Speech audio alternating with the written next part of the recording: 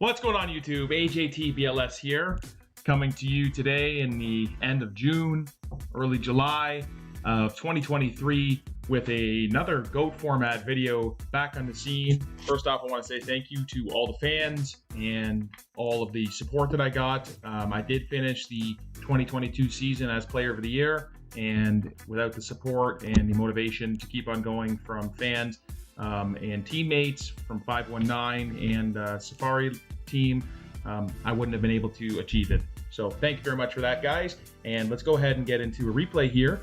It was week 5 of the War League, and it's Safari versus Overdose, and it was me versus Christopher Perovic. That name needs no introduction. Chris Perovic is an absolute legend of Yu-Gi-Oh! We got randomly paired. I decided to play Warriors this week, and I kind of based my list upon John LeBounty.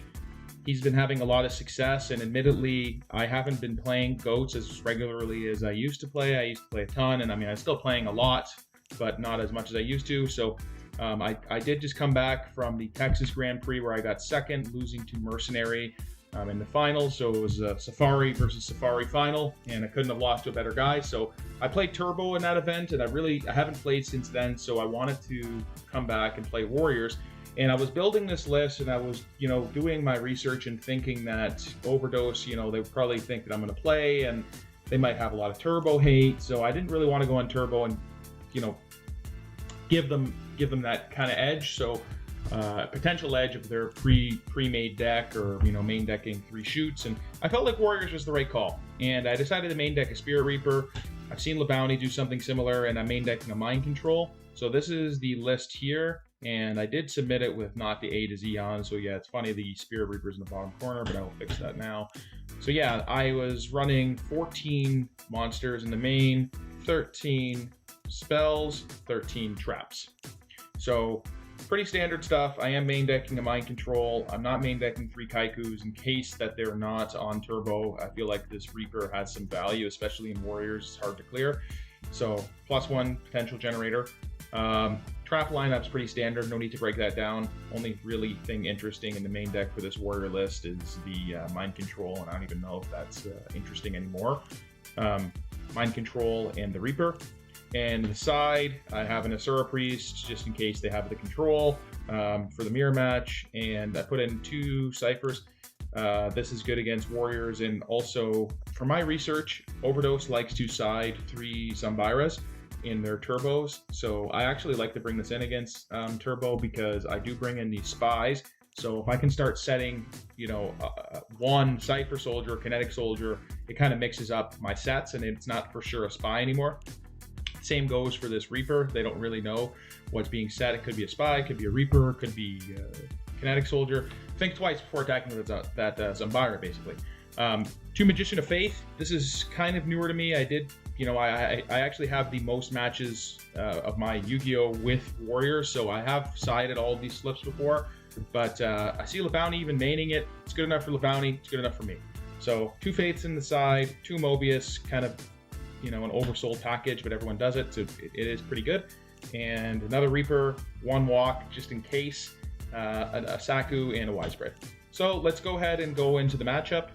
Let's see. So initially we like our opening hand here. He does this Thunder Dragon thing, and I'm just like basically praying that he doesn't have any Trinity to follow that up. So nope, he doesn't, and he just gets the +1 Thunder Dragon. And we go into our turn. We do get Trap Dust Shooted. I thought about momentarily blind MSTing this, but we'll play around like Mind Crush, but I don't think that he would be running that. Sees my hand here, and he decides to send back Blade Knight. So a practice that I like doing is just writing it down. And I know people saying, like, we're thinking in the comments, okay, but if I write it down in a chat, I'm kind of reminding him. But when you're playing at like such a high level opponent, they will not forget what you have anyways. So I just like to put it down and have it right in front of me.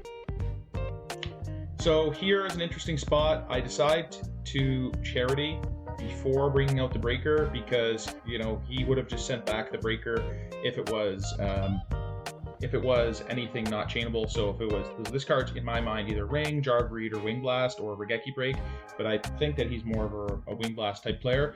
So if I bring out the Breaker and shoot it, what am I going to accomplish? not much. I'm going to lose its counter, it's going to become small, and it's kind of like maybe what he wants me to do.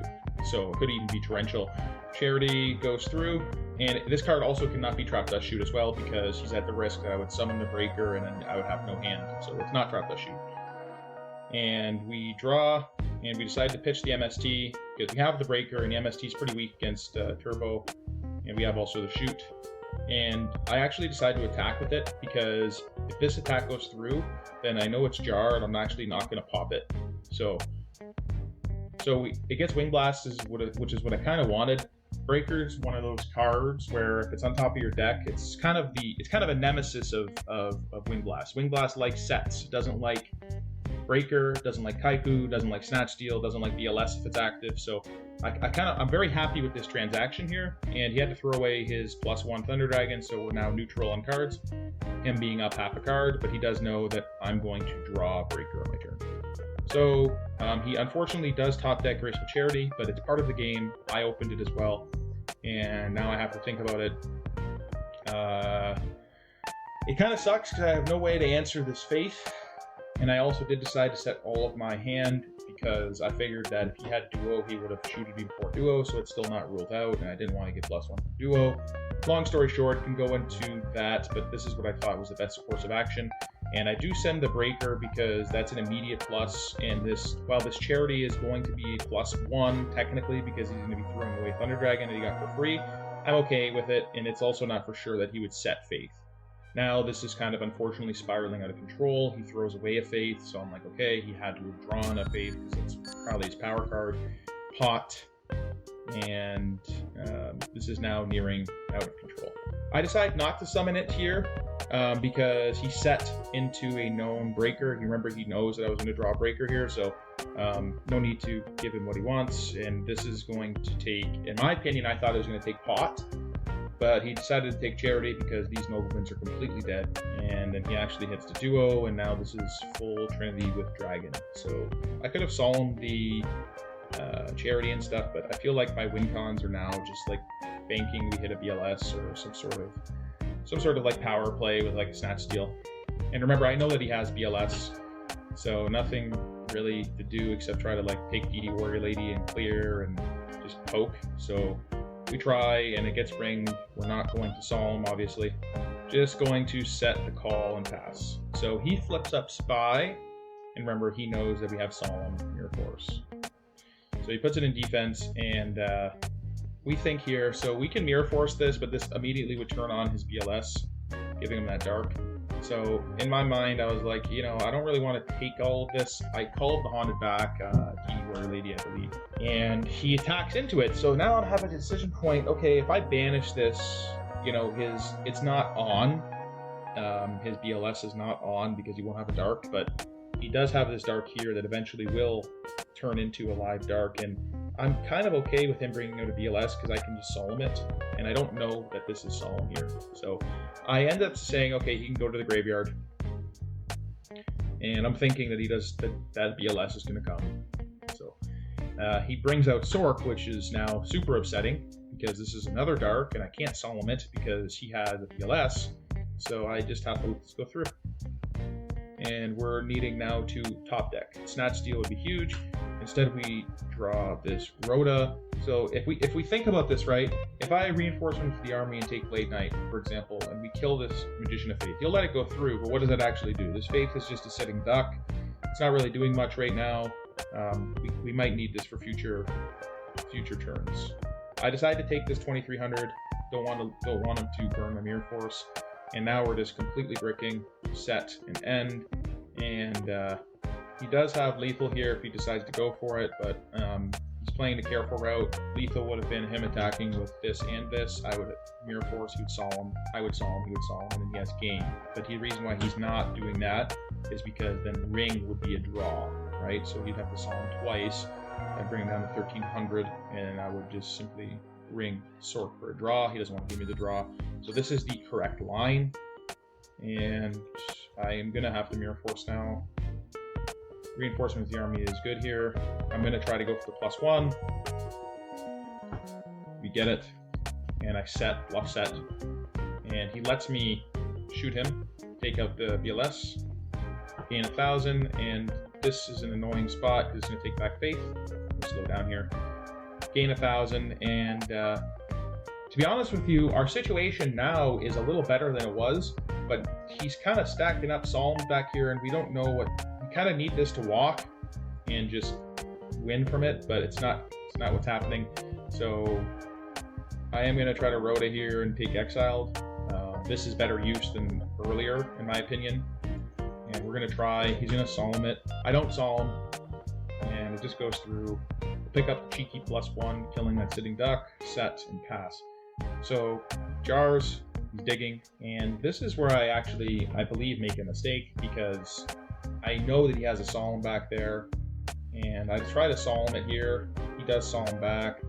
That takes back pot. If I held this Solemn, it would have been a better play because I know he has one. Him taking Charity here I thought was a mistake because pot's a clear plus, but I know he's digging because he has a set Solemn. He's just trying to kill me this turn, and he did find lethal here. Storm, I can't Solemn it obviously. I'm not protecting, so I don't have a Solemn now. I have Saku, so Snatch, and it's not game yet, but then I see the Suki, and that's not lethal, and I do draw a ring for my turn, so the Storm was good for him there, but let's go to game 2. Go to game 2. We were outdrawn. We had a potential winning chance when we had that turn. If he just bricked completely, we might have been able to sneak away with it, but happens. Goat format, and we lose game 1. So my siding plan was I'm going to put in those spies, I'm going to put in the Reaper, and I believe I even put in Kinetic Soldier because I had a feeling that he would do the Zombiras. I also like sets when I go first. I like key setting. So let's go into this game 2. We have a strong hand. Open up with the Delinquent, and we roll. Roll a 5, we hit the Wing Blast, and he actually decides to pitch the Thunder Dragon. I think it's probably right because this is probably his win con, and I think we just said everything. And priority in the draw phase, I would never have shoot here. I would always shoot first, but he doesn't know that for sure, so he has to prio, and he hits the Mind Control, which is probably the card that I would want him to hit, so that was fortunate. Decides to bring out Zombira, and that's his Dark, so this was a very good draw for him. And he sets his Solemn and passes. I think in the end phase, because I was thinking about ringing it, so it's 100% going to go through and not get Solemn, but I was like, okay, if he Solemns a ring, I don't really care. Kick the Solemn back, eventually have lethal. Kaiku was an amazing draw for me. Flip's fine, and he has to know I have Solemn back here, so he decides not to Solemn this back, and he's kind of in the position where I was in game 1, right? I mean, his back's against the wall, and look what he's doing with his Solemn. He understands that I have a Solemn, so we're just going to attack, banish the Light and Dark, and he's going to take the 2,000, and now he absolutely needs to top deck power card. You draw a Spy, that's not going to cut it. We have game on my turn, Exiled Force, and Solemn, and we have the Solemn back, so that's what ends up happening. I deliberately take Exiled, not Swordsman, because I wanted to see what this card is, just in case for future information. I know I have lethal, but I want as much information that I can get as possible. And this is just a speedy game 2. The second I saw him back, he scoops, so I don't even get to see what the card was. So opening hand is, I want to say, below average for me. And for him, he has a great hand. Mind you, this Scapegoat that he has here, I haven't seen that package at all. I just assume he's on standard Chaos. So he pots, draws a Sakuretsu and a Graceful. That Graceful fires, and he draws Metamorphosis into Zombira and a Soup. So he has lots of options, and it's not looking the best for us. He decides to set Jar of Greed and set Goats, both chainable. Set Typhoon and pass. The reason why I do this is if he brings out Breaker, I can chain it. If he brings out Breaker here, I would actually Typhoon before and try to Snatch, Steal, and pop. So that was kind of my thoughts. So he would summon Breaker, I would shoot it, and hopefully hit the Goats, who can't be chained now, and then Snatch, Steal, and pop a back row. But he would be able to read Snatch if that's what was happening. He brings out this Spy in attack mode, and I'm like, okay, this now, obviously he has Tsukiyomi in his hand, and kind of sucks, but nothing I can do. Take the wall. We set and set. Notice how he cannot use Goats here because he'd be Goat locked, so he doesn't. So we do have the luxury of the spy being able to probably resolve. You have to mix in those fake thinks. He attacks, takes 9, and we're definitely in a losing position. If you want to do a card count here, he's got 5, he's got 11 cards, 2, 9 on the draw, and he sets back row and passes. I don't know if there's any benefit to spacing this, so I don't know if I do, and I do. Okay. Well, I guess spacing it would prevent like ring and stuff. Just this is kind of my. It needs to buy me time, so I guess it's fine. We draw Mind Control, kind of dead. Set a Saku just in case, and he brings out Zombaira, puts it in defense, and I think I do Saku this. Again, I like having 2 spies. This is kind of like my body. It's much more significant than 1. Set the Reaper, no reason not to, and he does draw the Serpent, and he can't risk Faith or can't risk whatever, and he also has that Suki. So my win condition is going to involve this PLS eventually. I don't have a light for it. Not much I can really do in this spot. I just kind of have to take the punches and hope to survive for a potential lethal line. He does have a lot of life, so this is going to take a lot of work here. Got to stay true to my win conditions. Got to take a lot of abuse here. We are behind, and we got to stay true to our win condition involving this BLS and maybe the snatch. So set a Solemn and pass. Takes the Serpent back, and he brings out the Suki, which is what I kind of expected. And he's gonna take my Spy. That's fine. Spy's doing his job, buying me time. We get a Mirror Force here. No reason to set it. Just set the Saku and pass. Same play by him, and this is what I would have done in his perspective as well. Just take the plus. He does attack, so when he's doing this, I recognize that he knows that this would be a plus for me if I Mirror Force, so he doesn't care if I Mirror Force. So it's a super scary situation in that perspective that he's okay with being Mirror Forced here, right? Like, we're playing against a world-class player. If he's okay with being Mirror Forced, there's a ton of follow-up in his hand that I can start knowing that he has answers. I was thinking maybe he had DLS, might have a whole bunch of stuff. So simply just take the damage. It's only 1200, so you can't attack, so no reason to suck. Nice draw, and now we can start setting things. I take the 12 again, no reason not to. We do so. Okay, so we draw Breaker. This is kind of a pivotal point in the game here. So I draw Breaker, right? And I know he has that Tsukiyomi and Thousand Eyes Restrict. Obviously, I can see the Thousand Eyes, and I know the Suki. I don't know the set card. The set card here could be anything, but in my mind, I'm thinking it's probably BS. Even though Serpent's in the grave, he's either Sangan or some nonsense. Could be even a second Suki if he had it, but he's not going to give me like a Faith. You know, if I had a way of clearing this and like Mind Control, he's just not going to give me that. So I need to just discredit this card here. It's not real. We do have Torrential, so bringing this out is cool because if he rings it, I can chain TT. And he allows it, and now it's kind of like we need to pick a card. This was the first card that he set. This is the second one, and this card is new. I make a mistake here, and I pick the first one because it's been sitting there for a long time, and he just changed it, and I felt like such a dumbass in that spot. And I was like, okay, like, we probably lose now. Like, if we ate the Solemn, you know, we'd still be in a losing position, but at least we got a plus. And he has to bring out the Suki here because I could have Sakuretsu armor. You know, it makes sense in his mind that I would just be eating the 1200, and this is now an easy torrential for me. And takes a second Suki. Finally get a good draw, or like a really powerful draw. We still have no light. Pot into Premature Barrier and a Solemn.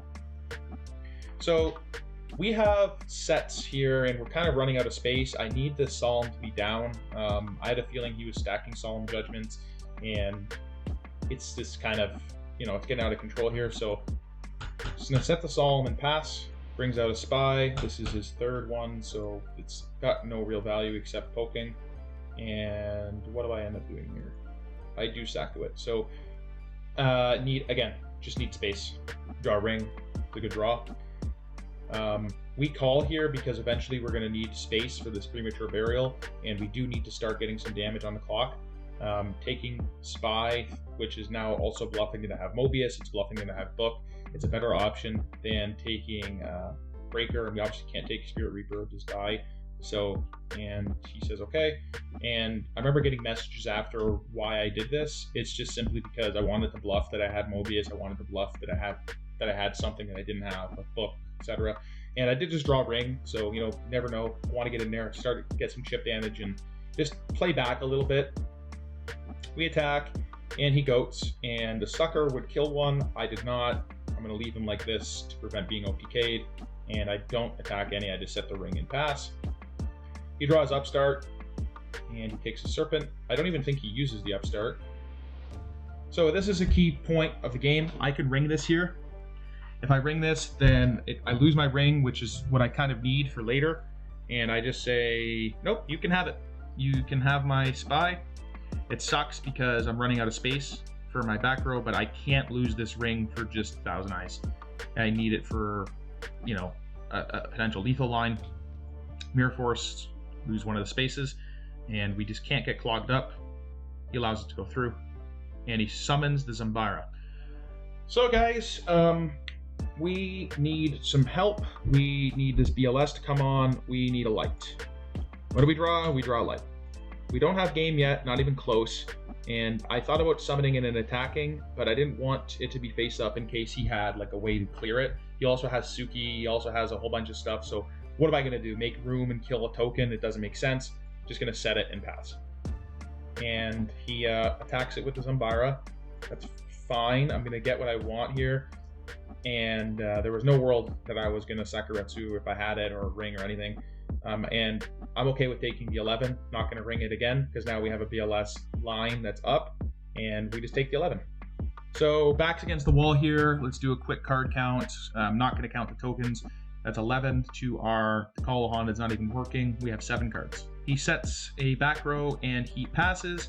And now I'm thinking to myself, okay, what can I draw that can be pivotal? I know I run Mobius. Mobius would be a really good draw, and that's what I was kind of thinking. Like, my win cons are going to be through, some sort of plus Mobius, OTK, and what do we draw? We draw Mobius.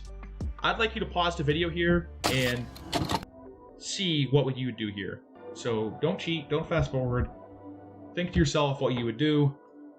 And remember what we have back rows. We don't know what's set over here, but we can assume they're not chainable anymore. Jar's gone, and his board's clogged up, so he wouldn't set more goats. The only thing that'd be chainable is ring, which is possible. He could have ring, could have Space Typhoon and stuff, but just kind of have to make a play. So we have 2 Solemns and a ring. Okay, and hopefully you came back from the pause. If you didn't pause, try to figure out what you do. So to me, the play was pretty clear. Paying 800, target, we're gonna take Spy. Same chain, I ringed it. This is testing for back rows and seeing if you'd let it go through. Wanted to do it in the same chain as well because Solemns would now become cheaper. If he decides to Solemn this ring, we're obviously gonna let that go through because he'd lose half of his life and our OTK would still work. So says that's fine. We'll take 1900, 5200, boys. We can get there.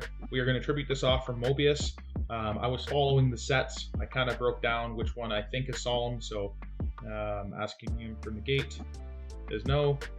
So I knew that this one was likely solemn because it's old and it's been sitting there, and we hit a non-chainable. And now this is just clear lethal, right? We have 2 solemns for 2 back rows, and we have a snatch and we have a mind control. So we kind of Houdini'd this one. We got away with it, and I got 2 solemn. Good game. So this is one of the best games I've ever played. Came back, so kind of showed the power of Mobius and staying true to your win conditions. When I first got into goats, there's a lot of lines in this game where I could have solemned, and yeah, you would stop the immediate threat in front of you, but you need to think turns in advance and just think how you can get out of the losing situation that you're currently in.